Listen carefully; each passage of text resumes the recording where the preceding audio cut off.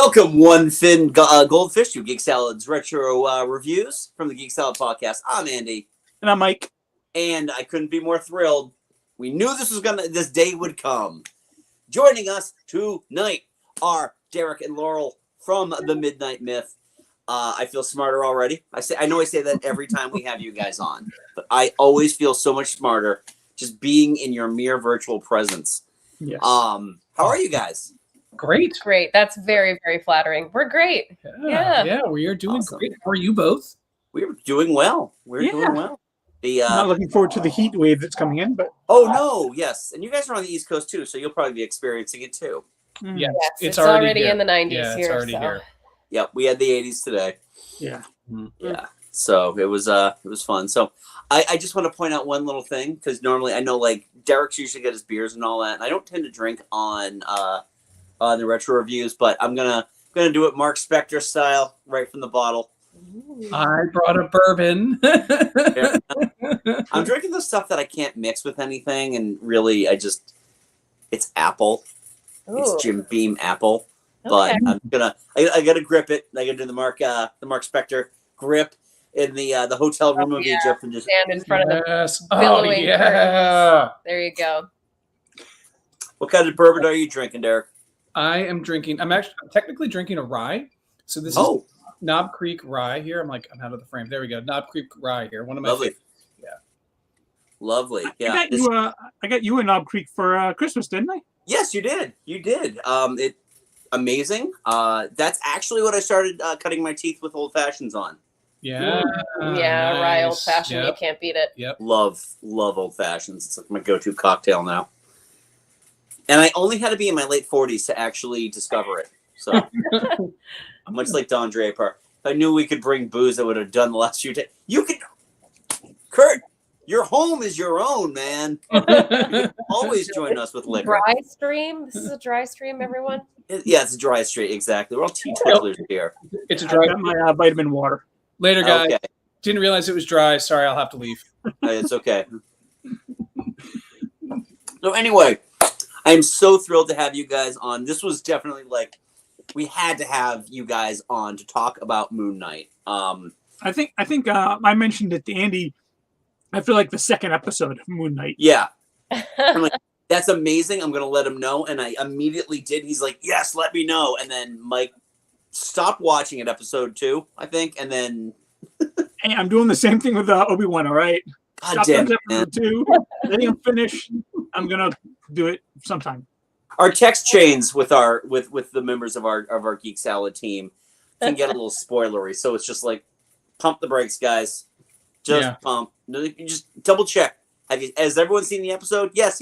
No. All right. Yeah. Go to the other channel. Bucket of cold water. Yep. Thanks, Mike. So wait, Mike, did you stop because you weren't enjoying it, or did you want to just wait so you could binge it? No, I just wanted to wait so I could binge it, but also I was distracted by something else that was shiny. So Yeah, that does tend to happen. And I'll say this: I don't know if I brought this up before. I know Catherine brought it up once when we were talking about the Disney Plus MCU shows. You shouldn't binge these. I feel like you need that anticipation. Yeah, they've done a good job of kind of building that suspense and that appointment television, I think, with these Disney Plus shows. Because they've strung us along for movies for years at a time, and it's like it's not in their nature to just like give you all of the content right away. They're all about the delayed gratification, which I appreciate. Yeah. It's like the old days of watching television when you had to wait a week. Right, yeah. And there's also the sense that like this is kind of the only monoculture that we have right now. There's a lot of just genuine anticipation for these shows. And just like the movies, if you don't see it right away when it comes out, you're going to get it spoiled on Twitter. So if you drop, 6 episodes in one night, some people surely are going to stay up all night and watch, but some people have, 18-month-olds they have to put to bed, and they crack out at 9:15 every night. So yeah, certainly it's a courtesy to those of us who can't quite binge TV the way we used to. I agree fully. And I don't know if it was intentional. I don't know if because I know Mike has kind of stopped with Stranger Things. Have you been watching season 4? Yeah. I feel like they intentionally made it unbingeable. Yeah. Due to Yeah. the sheer episode length. I'm not spoiling anything. That's fine. Each episode runs over an hour. Some of these, the last episode I think is like an hour and 25 minutes of before they launch the last 2 tomorrow. Yeah, and the last 2 were supposed to be like feature length. Yeah, the show became unbingeable, which I'm good with. I'm good. I don't like binging. I really don't. I like building that up, and I feel like Moon Knight was a really good. It really separated the wheat from the chaff, if you will, in terms of how willing people could be to stick with a superhero show. Or rather, it separated the wheat fields from the duat. Yeah.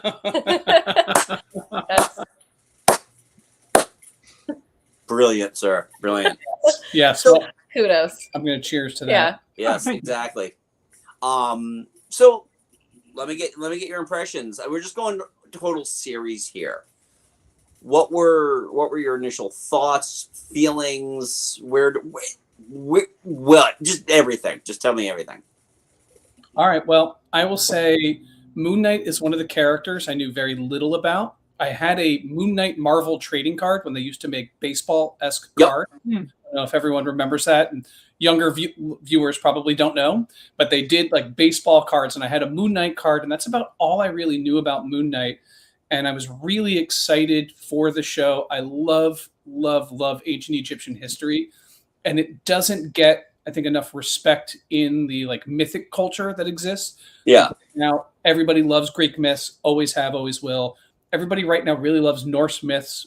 My shirt has imitation runes on it, like for good reason. I feel like Egyptian myth kind of gets the short end of the stick there.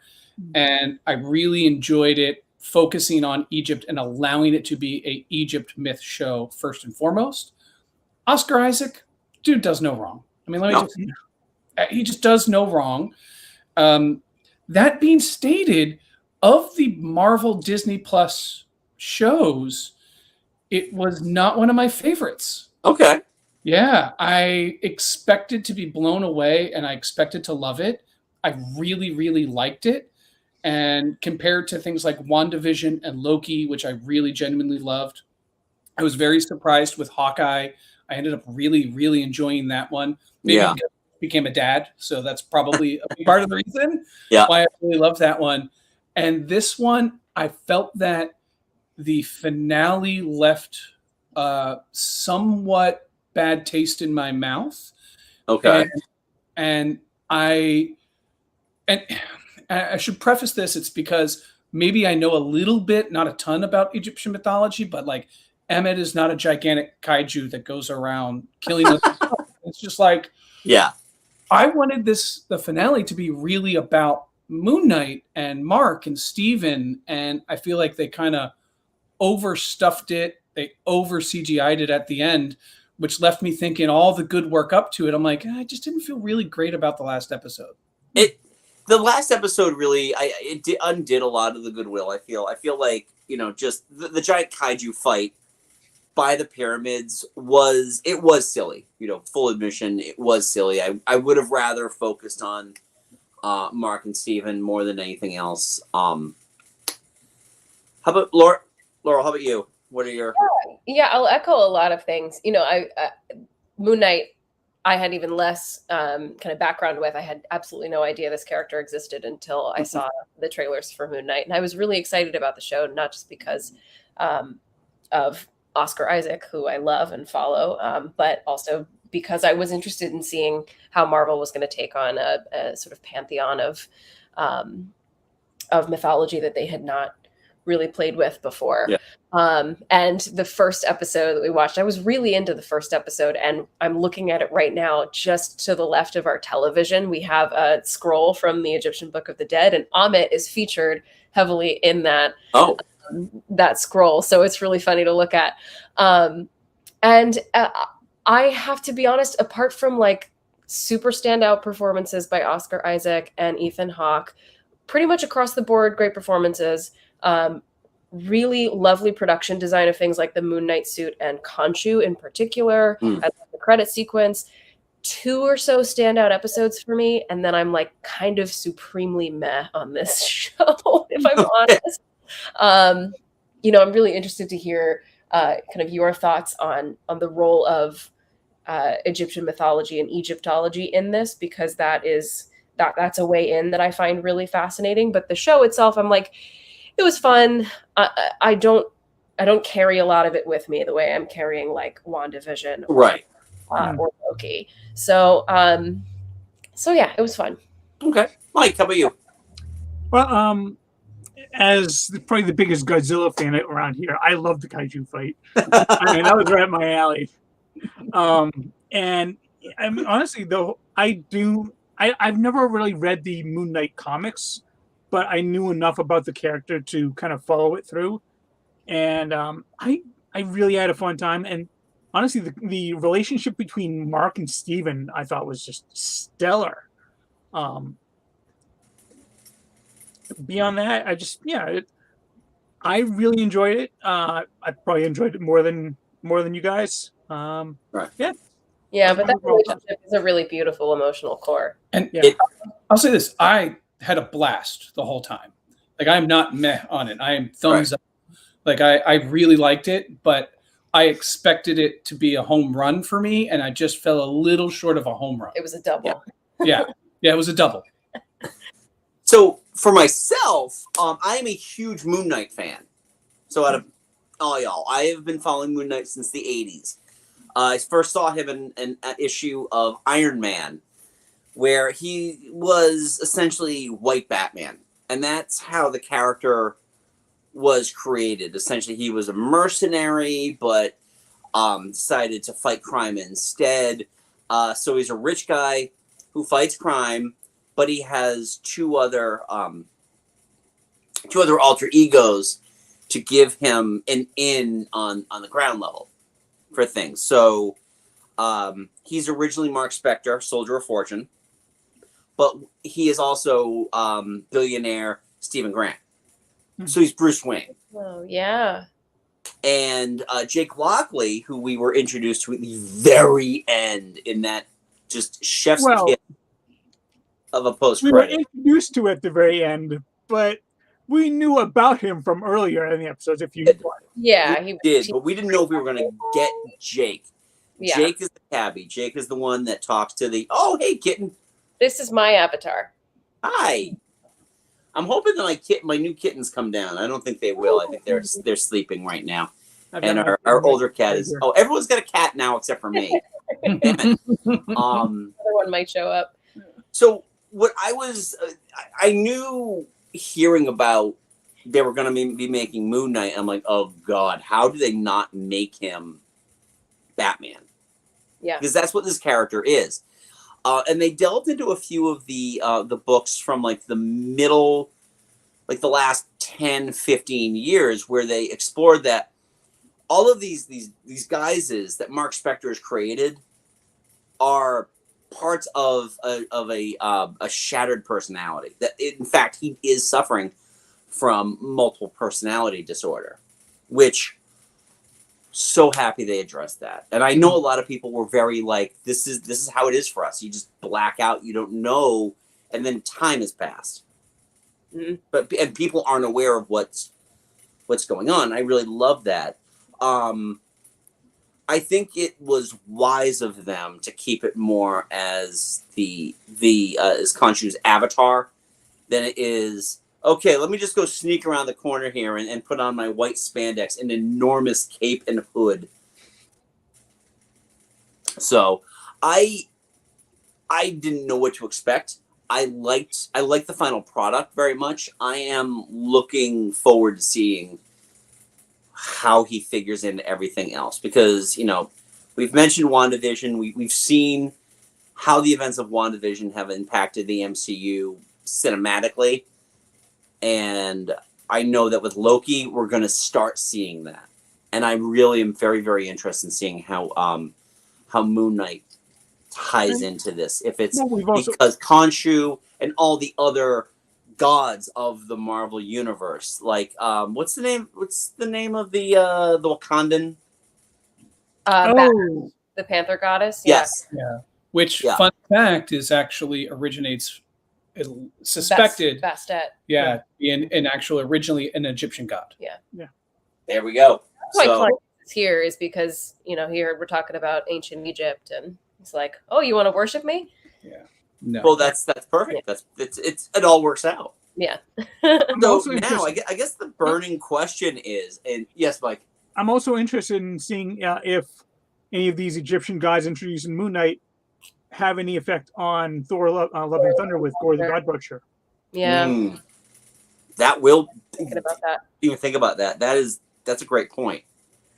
Yeah, Well, and it's a good question to ask, where this is going to intersect with the MCU in the future, if at all, because this feels like the most independent of the series so far. Yeah, it's the first series that didn't introduce. There are no crossovers. Yeah. In anything within the MCU, as I feel it should be. If I know they're bringing back Daredevil, and Right. I think that would intersect better. Right. I mean, just based on how these two characters interact in the Marvel universe in general. I mean, hell, I wouldn't even be shocked if we start seeing him kind of running into Blade or Black Knight, Dane Whitman's character. Yeah, I was gonna say, I bet Eternals having a home base in London is kind of the only one that's also right there right now. That's right? Great point. Yeah, good job. I didn't even think about that. Yeah. So I guess the burning question is then on your, because I know, and I've heard you talk, discuss, complain about this before, Derek. How much justice did this do in terms of Egyptian culture, mythology? Your gig. What? All right, so not much, but better than a lot of other things in pop culture about ancient Egypt. So I will say I can't speak on modern Egyptian culture, but I know a little bit about ancient Egyptian history and mythology.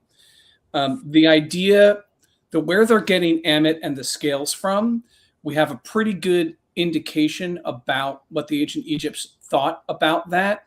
And that's from, we have the scrolls of the Book of the Dead, which exists in just about every single Egyptian tomb.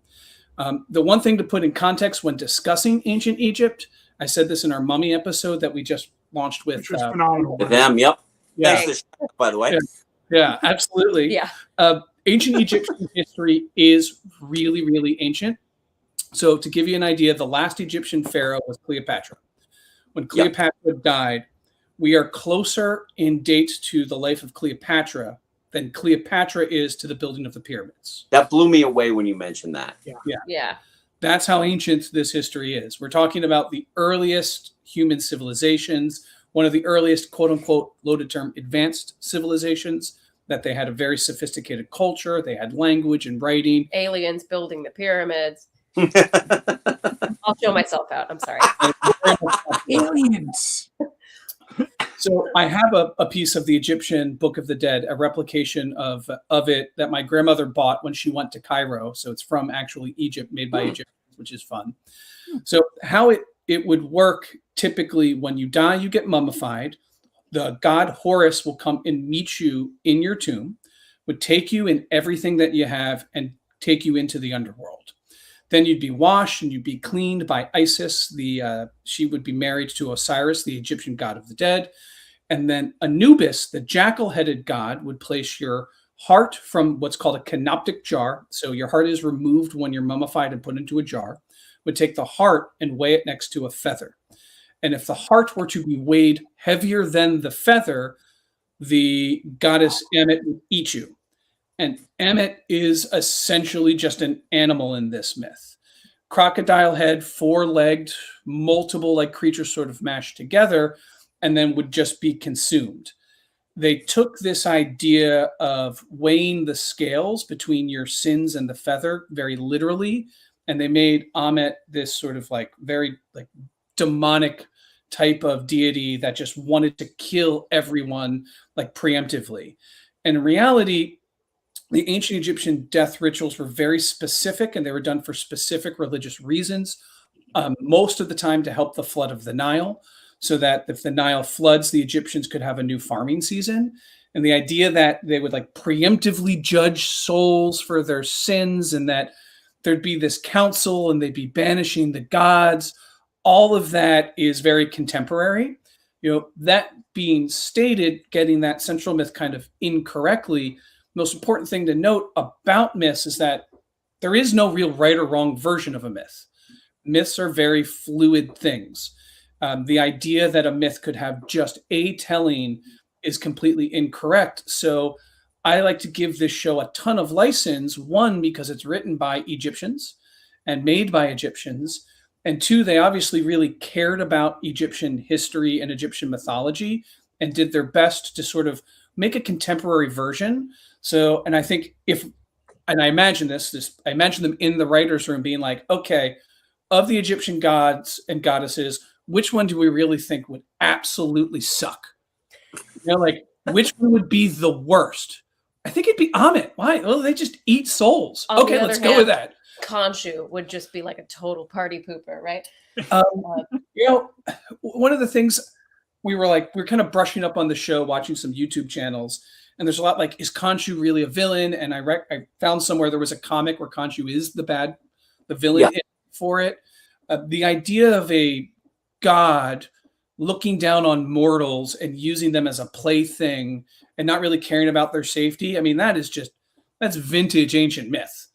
Like, you're a god, mortals are your tools. You don't really care if they live or die. Yeah. If they pray to you and they really serve you, yeah, you'll help them get to the afterlife, or maybe you'll give them some fortune in this life, but you're not really going to care about them. So I thought that portrayal of Khonshu of just being an absolute jerk was pretty spot on.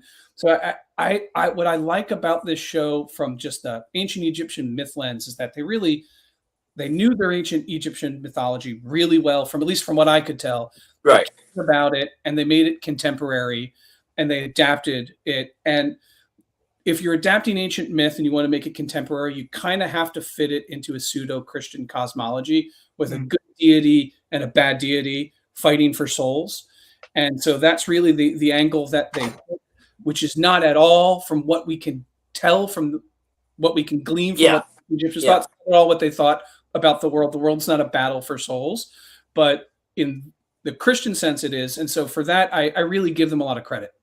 I want to run a little bit with what you're saying here, because there, at the same time as there can be no definitive version of a myth, there's also like myths cannot be separated from their context.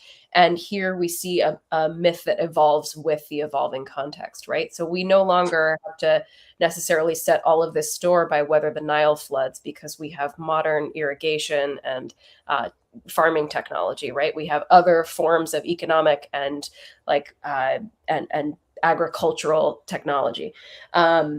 At the same time, these gods have avatars on Earth. They are observing what happens on Earth. They even like present themselves in evolving, adaptive ways based on what they observe of people on Earth. I'm thinking about Khonshu taking on the Mr. Knight in the very last scene. So they are observing that like people act differently now. They're not going to serve us in the ways that they did, because they're not relying on us necessarily to flood the Nile for them. So we need to fight for relevancy. So there's this kind of theme that we've seen in a couple of other pieces of culture. I'm thinking particularly of American gods, like gods in the modern world, fighting to remain relevant and fighting to remain at the center of someone's worldview. Yeah. And can I say one of the reasons the huge monster fight at the end between the gods confused me is the idea that the gods have to work through avatars, which like on face value, it's like, are you really a god then? Like, do you have any dominion over Earth? Like, whole idea is you're gods, you hold dominion over aspects and areas of the universe. Yeah. Buying into that, like, great. So you have to work through avatars. And then in the end, it's like, oh, you could just grow really big and beat each other up. Why do you have the avatars at all then, you know? But I must say, though, I had never even heard of Towerette until this show, Yeah, I wasn't Yeah. aware of her either. and she was pretty cool. I liked her a lot. Yeah. So I don't know if you keep up with it as much as like myself or Mike do, but the first 4 episodes were released to critics all at the same time. Mm. So that cut is where they ended. That cut in the asylum as Mark and Steven find each other. That is what, like, anybody who was making a critical analysis of this show, that's what they got. They got up to that point, and then we're left with 2 more episodes where they had to kind of sort it all off. I can't get over what kind of a mind just blowing experience that would be, because like, oh, now I gotta wait a week for each episode. Son of a bitch. Yeah. And I just, I think the show oozes with love with ancient Egypt, and like Yeah, it does.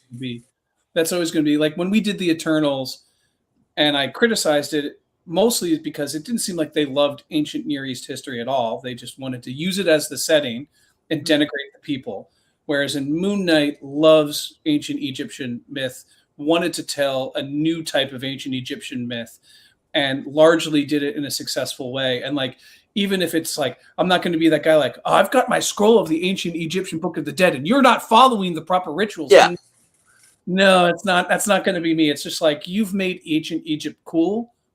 All right, I'm gonna cheer that on. And the avatar of that love is Stephen Grant, and like just watching Oscar Isaac just chew the scenery with, and thank God, like they explained that was like an accent that he had picked up from this cheesy, TV movie. I love that. I was like, Oscar, I know you can do a better English accent than this.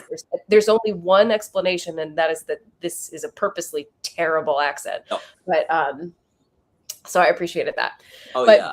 saying this like kind of like love excusing the inaccuracies, I buy that. Like I really do. I'm thinking about, for me, like the thing I deeply love and get really like freaked out about when people adapt it is the Arthurian legend. And I'm like, I'm happy with you taking some liberties as long as like you show some respect to the material. And like one thing that took a lot of liberties, but showed like deep love and respect to the materials. I don't know if any of you have seen this, was The Kid Who Would Be King. Like it did what it wanted to do, but it was just like truly just oozed with love for the stories. And so I heard it was excellent. I haven't seen it, but I heard it was excellent. Yeah, I recommend it. It's a lot of fun for the whole family. Nice. You're saying don't include giant elephants in your Arthurian legend, right? Yeah, No. Probably no. Yeah. You're not gonna know. Bad guy, Richie.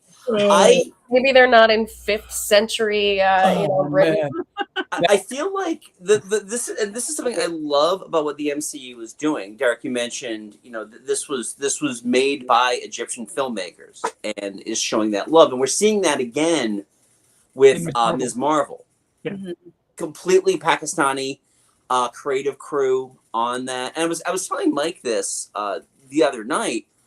I can't imagine what the whole after Ramadan festival would have been like had it be written by like white writers. Yeah. What, just like, okay, we can use these tropes. And I feel like with Moon Knight, I was being brought into the culture with Ms. Marvel, especially because it's so, the culture is so much a part of the show. Same thing. It's just like I am experiencing things I've never experienced before. I've never had an ear for like that Southeast Asian music, and I'm finding it joyous and fun to listen to. And it's and I'm digging a lot of that in both of these series.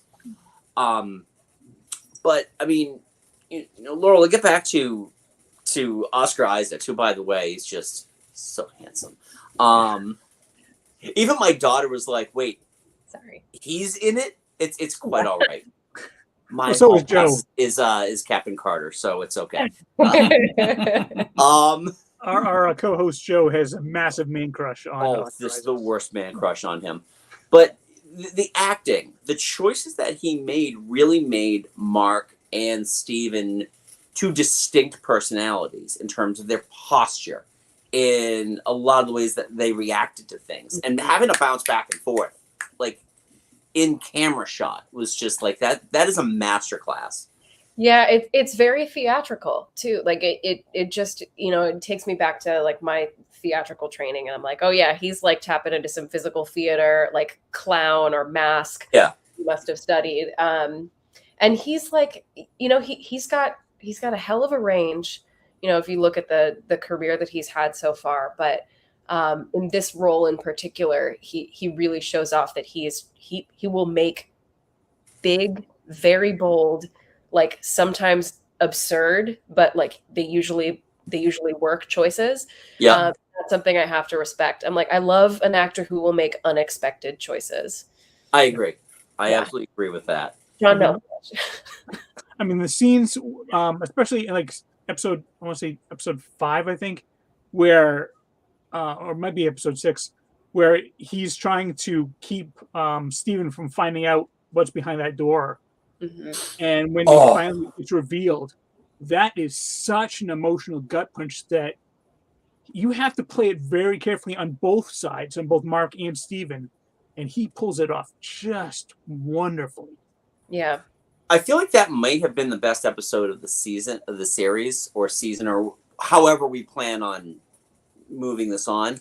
Yeah. And there isn't a frame of the superhero in it, which I as huge of a Moon Knight fan as I am, I thought that was a great choice not to do that. It's more about the guy and that's the thing with the MCU in general. Yeah. It's about the guy under the mask, not the mask itself. About Peter Parker, not Spider-Man. We're talking episode 4. That's all in the mental hospital, episode 5. I thought it was episode 5. Okay. I think it's episode 5.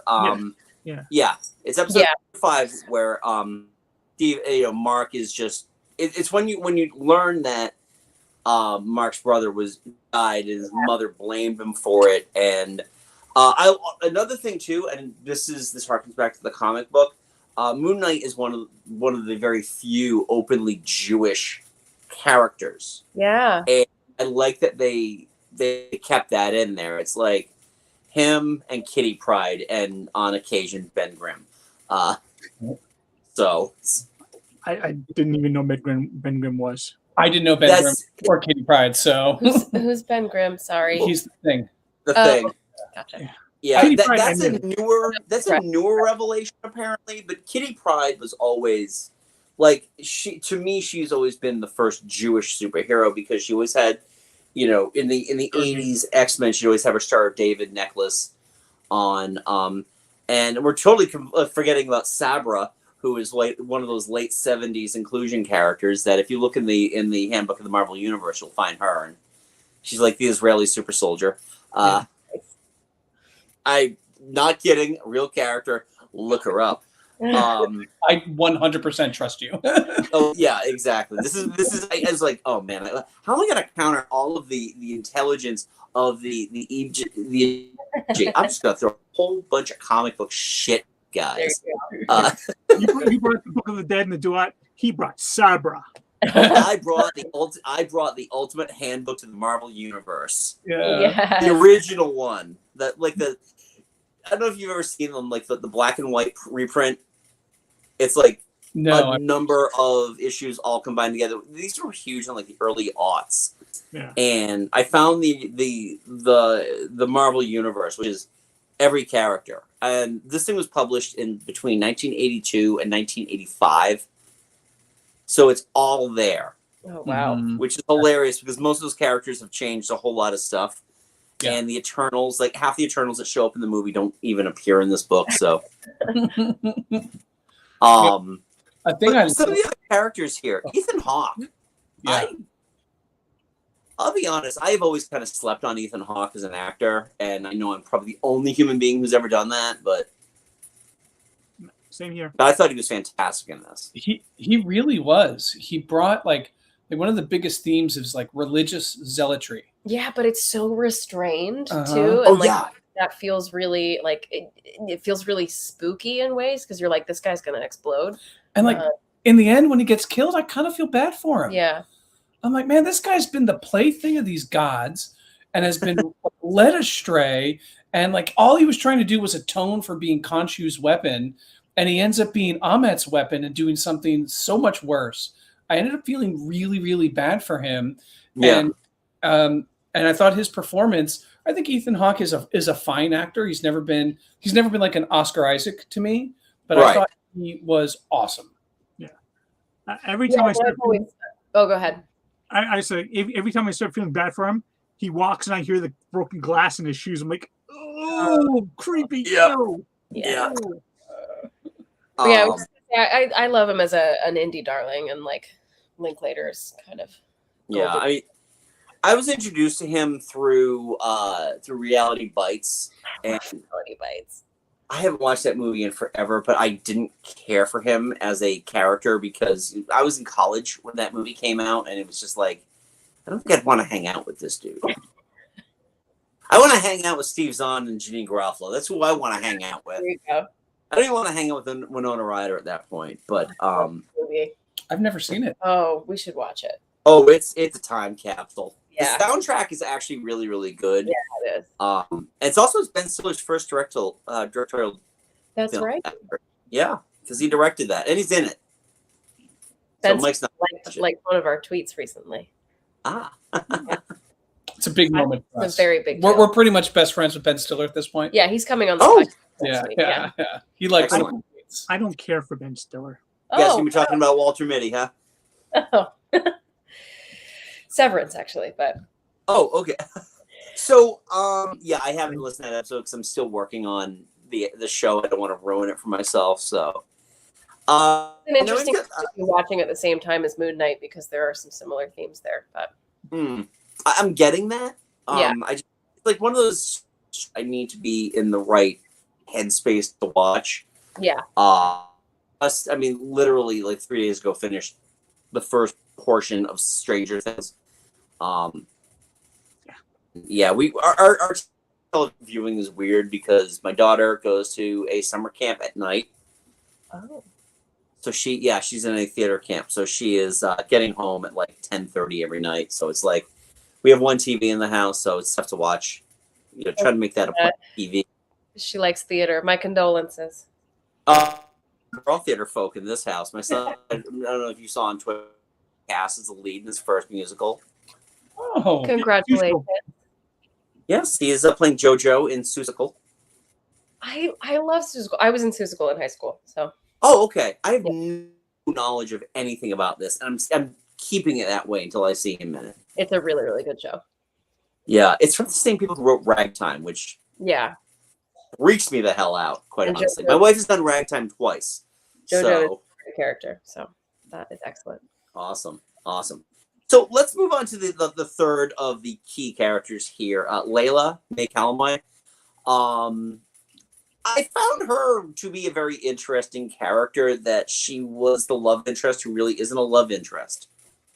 I like that they didn't like go right to that they get a happy ending. Yeah, It's back to Steven, shackling his ankle and making sure he doesn't escape every night. I did love when after Steven kissed him, Mark punched him. Yeah, That was great. yeah. I think Layla avoids some of the pitfalls of love interests or like kind of sidelined women in Marvel. You know, thinking about like Christine Palmer in the first Doctor Strange movie, just totally the character that gets a little bit better treatment in the second movie. But yeah, I feel like Layla has a lot more to do. Really, and that she's more interesting to watch and brings her own motivations and her own agency to it, which I appreciated. Right. I appreciated there was a stability in her character that was needed to kind of bridge the Mark Steven divide. Yeah. Oh, 1 second. Oh, we lost Andy. I think Autumn came down to talk to him. Okay. Yeah, no, my wife is going to actually go pick up my daughter from theater camp. Right? Yeah, I thought she was a great character. I love that. So I have been somewhat critical of the finale, but the thing that I think I liked the most was her just embracing, I am the Egyptian superhero. I thought that was really cool that, through this journey, she gets to find an avatar that's not just going to manipulate and berate and belittle her, and that she gets to have superpowers and kind of fight in the final battle. I thought was a really good culmination. I thought all along, I also really like when there are characters, especially when it comes to female characters, action adventure, who are like totally happy nerds about history. And I love that she just like loved her history. She loved it. She loved ancient Egyptian artifacts. She came from a family of people who loved the artifacts. She knew the history really well. I thought that was really cool to see too. Yeah. And sorry, Mike, go ahead. The fact that she didn't need Mark. She didn't need Mark or Steven. No. She was fine on her own. They were more along for her ride. Yeah. Yeah. The interesting thing is too is that, again, going back to the comic book, that the Steven love interest is just a blonde white lady. So kind of wrapping this whole thing into the Egyptology, the kind of the hinting that Mark may have killed her father, or if not Mark, then Jake might have killed her father. But yeah, I thought the casting was very, very inspired. I've never seen her in anything before, so neither, and she's really compelling. Yeah, she is very, very compelling. I would like to see, quite honestly, I want to see they're introducing a character in the sixth episode, the sixth and final episode. Where do you bring her later on down the line? Yeah, and, I mean, as far as I'm aware, we don't know anything about Wakanda Forever. It could be that all of these areas within Africa are going to kind of come together to fight. My guess is either Latveria or Atlantis. Those are my those are my two. Those are I think those are the two odds-on favorites. Yeah, but also the inclusion aspect of like that girl asked, "Are you an Egyptian superhero?" Yeah, that is something that I feel like Marvel, at least since Black Panther, has done an exceptional job of, in terms of there are kids who can sit in the audience, sit at home, and see themselves in this character and not be the sidekick or the secondary. I've never heard of that character before. I really adore that about these characters. I think that's been fantastic. The Eternals. I don't know how many kids are like, I want to watch the Eternals again, but there is like something for everybody in that. Yeah, that's true. Yeah. And I think especially with her character, it was done in a very genuine story-driven way, not in a way that feels like, oh, we've got to do our diversity moment so that we're a diverse company, and which does happen where it feels very shallow and very empty. The Boys satirizes it with, girls get things done. For anyone who's seen The Boys. Well, Marvel is, guilty of it occasionally. Like they are. Yeah. And in this instance, it did not feel, at least to me, organic. Yeah, it felt like this moment, someone's like, oh, are you a superhero from like Egypt? And it's like, yeah, no, that's exactly what I am. I'm a superhero and I'm an Egyptian. And it felt like a really cool character, powerful moment that also can help because, let's face it, man, the nerd comic book community has been filled with everything that I've ever wanted my whole life. And it's totally cool to share it with others now. Exactly. Yes, absolutely. I fully agree with that. And that's something that even something like, I don't know if y'all remember the marketing for Captain Marvel. So it was the her and then putting the O right after it. Oh yeah. So it was hero, but they would kind of like slowly fade the O into that. And somebody at Warner Brothers who was on, what's that? It's like, look at us finally in like 2019 or whatever it was. We're doing a lady superhero movie. We're doing a lady superhero movie that's all about you girls. And someone at Warner Brothers is just like looking at the marketing team from Wonder Woman going, how hard was that? You're all fired. We'll get a new team for 84. Yeah. You finished the special effects, right? Yeah. Sure. Oh, that's too good. That's too. Oh man, but I genuinely like this. It's not as, to your all point, it's not as like earth shattering or groundbreaking as WandaVision. No. Quite honestly, I don't think anything will be. I think Yeah. going that hard out of the gate, everything's going to be compared to it. Yeah. We're not going to see anything like that again. And, I'd love to see him try. I really do. But Yeah, but in general, what I love what the MCU does with TV, the stakes are lower. They're not getting, hundreds and hundreds of millions of dollars of budget. They're taking heroes or stories that would not necessarily ever make it to the big screen. Mhm. They're really doing a lot of experiments. They're really trying to do different, innovative, and fresh things. A lot of MCU movies, for me, which have been fine, and I love the MCU, but a lot of them have felt a little stale and a little repetitive. And I really like that in the television universe, they're like, let's get Moon Knight. Let's do WandaVision. Let's just do a Loki. Let's do Miss Marvel. Let's try these different new things. And let's try different techniques, both from narrative techniques, film style techniques, art techniques. So let's try all of these different things. The scene where Khonshu and Steven roll back time so they could stars was one of the most powerful moments I've seen of all of the MCU.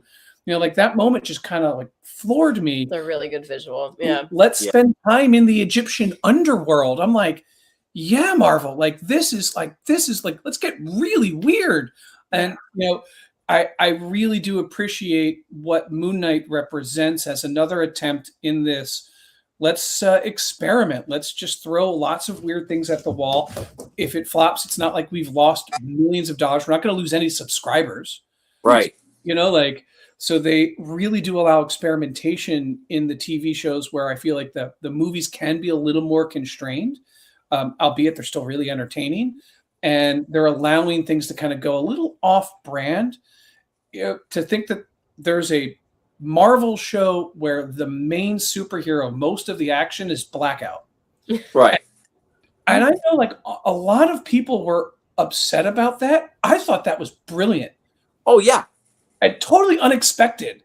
Like Moon Knight comes and you don't see him ever because you black out. I thought that was this is great. Yeah. And it took me a while to figure out what was going on. But when I did, I'm like, I'm sold. And that was the first episode that we got that in. Yep. Even the final battle, Ethan Hawke's got him down, and suddenly he blacks out, and Ethan Hawke's, and I was like, Steven, did you do that? No. Did you do that? No. Yep. Nope. That was Jake. I thought that was a really innovative way to have a hero, something they've never done before. And I was all for that. I thought that was really, really cool. And I really appreciate what Marvel does on the streaming services, the way they take risks. Do all the risks pay off in Moon Knight? Maybe not as much as some of the other, but overall, I mean, they told a really good, gripping, compelling story, in my opinion.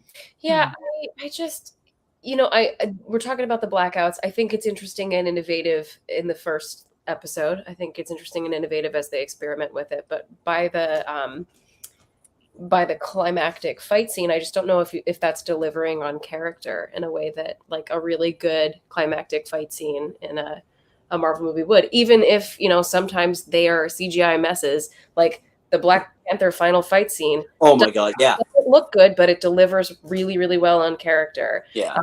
And Spider-Man Homecoming delivers really well on character in that final climactic fight scene. I just feel like we already touched on this, but we're robbed a little bit of that emotional core of Steven and Mark. That's right. Yeah. But I think the reasoning behind that though was that they wanted to throw that extra little element in prior to. Yeah. And it was I think it was a little refreshing to not watch the big bad finally kind of get their beat down. Yeah. I think that scene might actually be a little bit stronger if they did actually have a second season where they explore more about Jake Yeah. and exactly how violent he could be. Right.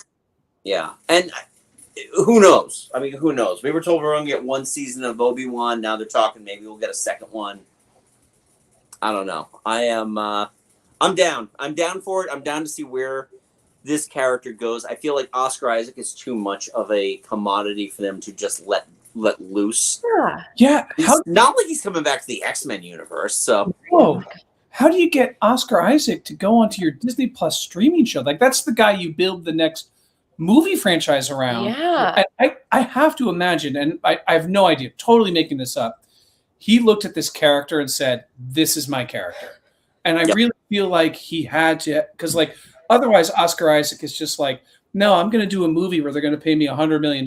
You know, like, because I'm sure you don't get that in a Disney Plus. I'm sure you got handsomely rewarded, but like you can get when you do Dune, you know, and so I got to imagine that he really connected with this character, and so I do hope that they continue with it and continue to develop it and flesh it out. I want to know more about these Egyptian gods. I want to know more about the avatars. I want to see more stories not centered in New York and London, and you know. Let's go to some interesting places and see different people. And I really like that it was intimate. Like, let's get intimate. Let's get into this, literally into this character's head. And I want to see more of those. Yeah. Yeah. I'm with you on that. Now, I do recommend read the comic books. I think it's Garth Ennis who wrote the multiple personality episode series, which is just fantastic. I think it's like from 2016 too, so it's reasonably new. They also introduced the character of Mr. Knight in this whole thing, which is I did not know how that was going to go. I did not know how the Mr. Knight character was going to go. It was just what it needed to be. It needed to be get the suit. This is what Steven knows is a suit. Yep. It made a lot of sense. It made a lot of fanboys' heads explode, but it made me happy. So, indeed. Anything else we want to touch on with Moon Knight? Just that I do believe there is a current of inspiration in the MCU, perhaps holdovers from Joss Whedon's clutches on it, but there's a lot of Buffy the Vampire Slayer in the MCU these days, particularly episode 4, which feels ripped straight from season 6 of Buffy the Vampire Slayer, an episode called Normal Again, in which Buffy wakes up in a mental hospital and I remember that episode. Her whole life as a vampire slayer has actually been just a delusion, and that she's actually safe and there are no vampires. So I wanted to call that one out. WandaVision certainly has lots of inspiration from Buffy. I'm sure I could write and spill lots of ink on this, but I had to break it to M. I am not the biggest Buffy fan, so I know you are. And our friend Todd was also like, "Why aren't you watching Buffy?" I'm like, it is my favorite show. Okay, it hit me. It came out at a time where nothing was going to get me to watch it, so that's fair. I'm just too old to set my ways at this point.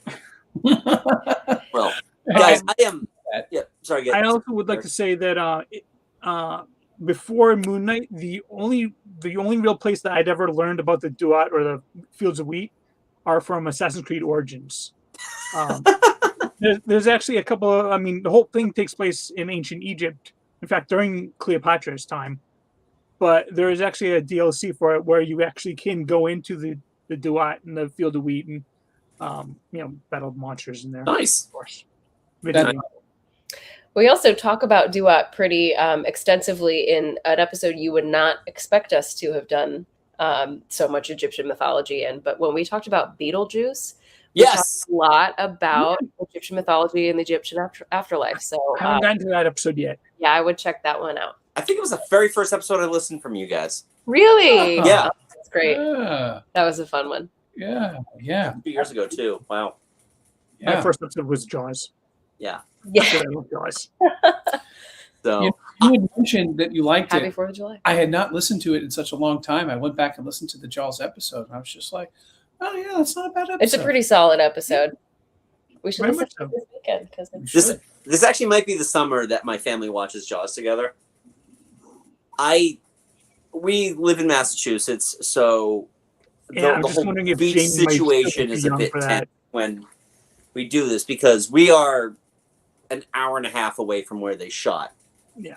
Jaws. Ooh, okay. So Jamie might still be too young for that, though. I don't know. I mean, the 70s niche of it might just be like, Yeah, I'm just thinking about the spot where they find Ben Gardner's boat. oh yeah, okay, yeah, yeah, it holds up pretty well. It's still pretty scary. It's a full-on horror movie. Yeah. You know, like, no, it is. yeah, full-on. I love it, but It's great. It It's is the a second favorite movie of all time. we did we actually because last past weekend we were discussing what do you want to watch, and I want to watch something you guys haven't seen, and my son's like, well, why don't we watch Jurassic Park? We can watch that. You've already seen that. So I was thinking maybe watch Independence Day, maybe we watch Jaws, and James was like, yeah, I want to watch Jaws, and my wife's like, I don't know about Jaws. What about Independence Day? We haven't watched that in forever. Man, Emmerich's characterizations are so thin you could spread them on a Ritz cracker. Nobody learns shit in any of those movies. They show up, they do their thing. Have I grown? Nope, not as a person, not as a partner, not as a spouse, not as a parent. I've learned nothing. But I blew this up. PG too? Isn't Jaws PG? Isn't that? It is, but it's 70 PG. Yeah. If they really wanted to, you would have seen some boobs in there too at that point because 70s PG. Just watch Logan's Run. It's a free Or Airplane. Or Airplane. Thank you. Airplane with PG? Okay. Airplane was PG. I was 8 years old. My grandmother took me to that movie because I begged her and had no. This is my old Texas conservative grandmother who took me to see Airplane when I was 8 years old. No idea what you're getting yourself into. What's that? Surely you can't be serious. I am serious. Don't call me Shirley. I picked the wrong day to quit drinking. We just actually started going back. I'm starting to watch the Police Squad episodes now, and I'm trying to get my daughter to watch them because that's her thing. That's her sense of humor. Yeah. Pick the wrong time to quit sniffing glue. Pick the wrong day to quit doing amphetamines. So, guys, I am always so happy to have you all on. I can't wait to find something else for us to talk about. I'm sure it'll come soon. But Yes, you guys on our show. Yes. I would love to do that. You let me know. You say, Jaws is pretty scary. I watched it with my nephew for the first watch when he was 12 with his father's permission, and he was pretty scared. Yeah, I was scared when I watched it 2 years ago. So Yeah. Oh, okay. The first time I saw it was in music class when we were being taught about the impact of music. So my music teacher rolled in the AV thing, she popped it in, and turned the volume down. Yeah.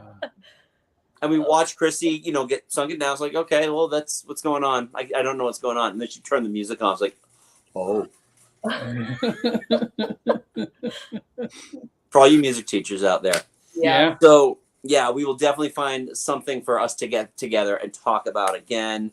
Absolutely. And we need to have you on the pod 100%. yeah. Love to. So could you let the good folks know where they can find your stuff and your amazing podcast? Absolutely. So the Midnight Myth podcast, you can find pretty much anywhere you can find podcasts: Apple, Spotify, Stitcher, Overcast, wherever you listen. There is also a bonus show on the feed called The Wheel of Ka that Derek does with Steve, where they read and discuss every Stephen King book. And they are getting close to wrapping up The Stand. So they're going to do Awesome. Awesome. I can't wait because I read it while they were working on it, and I just cannot wait to hear what they have to say about it. Awesome. You can also find us on social media. We're on Twitter at The Midnight Myth. We're on Facebook. We're on Instagram at Midnight Myth Podcast. And we would love to hear from you, or at midnightmyth.com. You can also find my show, Sleep and Sorcery, anywhere you can find podcasts, or on Insight Timer, and now on YouTube. And that is a a podcast featuring original fantasy and folklore inspired sleep stories for grown-ups or all ages. If you need help getting to sleep, let me lull you to sleep with Harry Potter and Lord of the Rings and Doctor Who inspired nonsense. Awesome. And can I just say, we've been doing podcasts for a long time. She launched Sleep and Sorcery just a little while ago. March, yeah. And March. it's on fire. It's by far what everybody wants is Sleep and Sorcery. So please check it out. It's amazing. Yeah. Awesome. That is fantastic. Yeah, both shows are in my subscription stream, so I've got you guys there on our Google Podcast. So thank you very much. And also I got to give our own plug here. So we do Geek Salad, where you can get same place you can get Midnight Myth and Sleep and Sorcery. Check us out on YouTube. So don't forget, subscribe if this is your first time viewing the channel. Give us a like, share with your friends, do all that fun stuff. You can find us on the socials at Geek Salad Radio and on Facebook at Geek Salad Podcast, and check out our T Public Store, keyword Geek Salad Podcast, for the same shirts we've been offering for the last 2.5 years. I really need to update that thing. I'm sorry. I am not an artistic person. I have great ideas. I am an idea guy, but I cannot translate that into something, and I'm not willing to pay anybody to do it because I got kids, man. So That's fair. Yeah. It's not like you guys aren't just really aware of that. So Yeah. fun stuff. 18 months is fun. So It's something. It's something. certainly he's learned how to say stinky. So all he does is walk around and go, stinky, stinky. My 2-year-old niece apparently is talking in full sentences now, and tried to one up my wife today. They noticed that we got a new car, and she's like, I want to drive. No, Avery, you're too little. You can't drive. I drive Auntie Kara's car. What he wants.